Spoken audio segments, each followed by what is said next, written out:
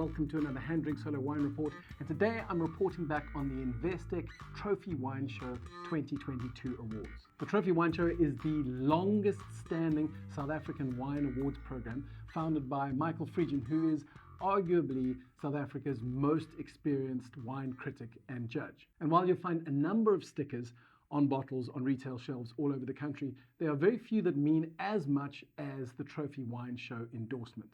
It's a particularly rigorous competition, and I'm going to talk a little bit about how they judge just now. But for starters, I want to say there are just 2 points I want to really hone in on with regards to the results of this competition.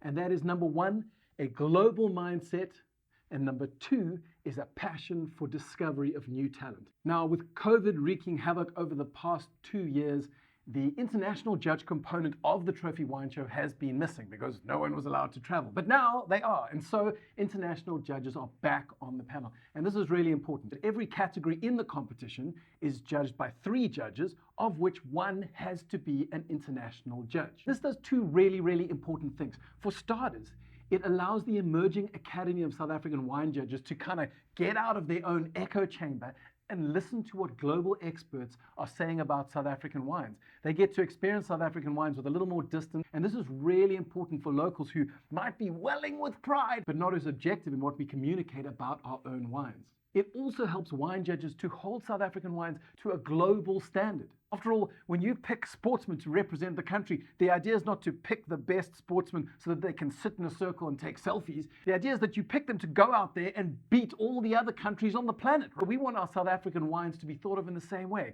We pick the best that we know can stand up to some of the best bottlings around the globe. Secondary benefit of the international judges being present is a long-term advantage because South African winemakers are getting feedback from these international judges who are regularly exposed to, for example, Chardonnays from all over the world. So when they give our wines gold medals, you know that they are thinking with a global reference in mind. And this is hugely important for our own winemakers to grow and develop. Which brings me to my second theme that ran throughout the winners announced in the 2022 competition, and that is a passion for discovery of new talent. It was absolutely incredible to see how many award winners were either relatively young winemakers or newcomers to the award podium. This is exciting because it means that the South African wine industry is not a closed-off, exclusive, self-congratulatory circle of jerks, but rather a place where really the only impediment to you receiving critical acclaim is the quality of your work. And perhaps even more exciting for the romantics out there is to see some established producers who have fallen out of critical favor of late returning with a vengeance and winning some amazing awards. But both newcomers and rehabilitated old hats prove to us that the Trophy Wine Show is a place that rewards merits, regardless of current reputation or of how long you've been making wine. But like, Can you just tell me who won? I'm just going to talk about a few wine awards that excited me the most. I'm not going to list them all because they are on the site.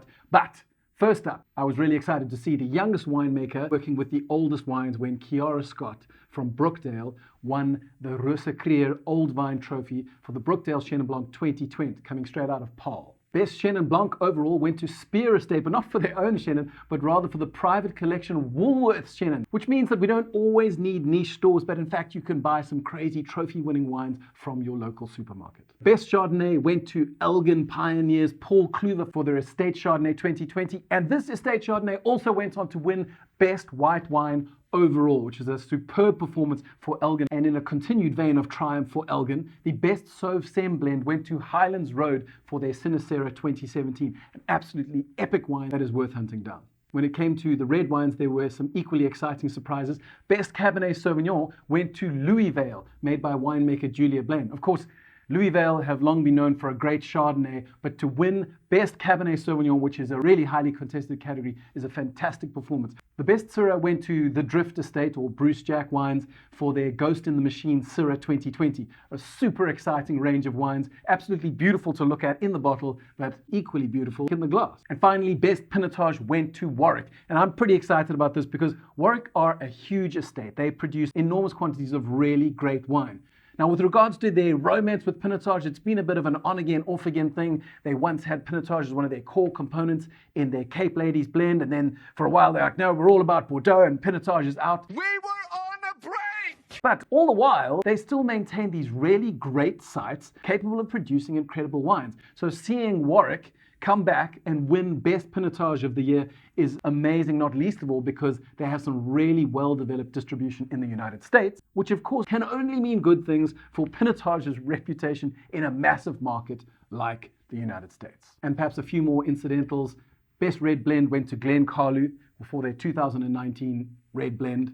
And Best Producer overall went to Spear with winemaker Anton Schwartz, not least of all because they did win Best Merlot and also won Best Chenin for their Woolworths Private Collection. And finally, a parting takeaway from the Trophy Wine Show 2022 is about our Chardonnays. Now, when I judged at the International Wine and Trophy Show recently, the category that impressed both local judges and international judges was South African Chardonnay.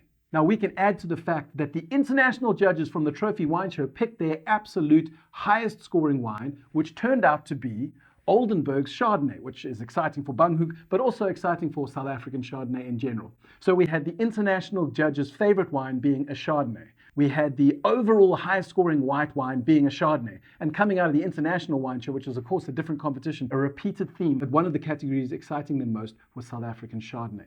So while it's really cool to be able to punch Chenin and talk about it, the market for Chardonnay internationally is almost inexhaustible, which is good news for South African producers leaning into this grape. Because we now know, given what international judges are telling about us from a number of different platforms, that South African Chardonnay is sitting up there amongst the best in the world. Okay, so that's all for today. There is a full list of the awards on the website. And if you're watching this video on YouTube, then perhaps subscribe to the HanDrinksSolo channel so that you can keep up to date with the 6 wine videos that I publish every single month, as well as reports like this one on some of the exciting producers and award-winning winemakers coming to the fore in the dynamic South African winelands.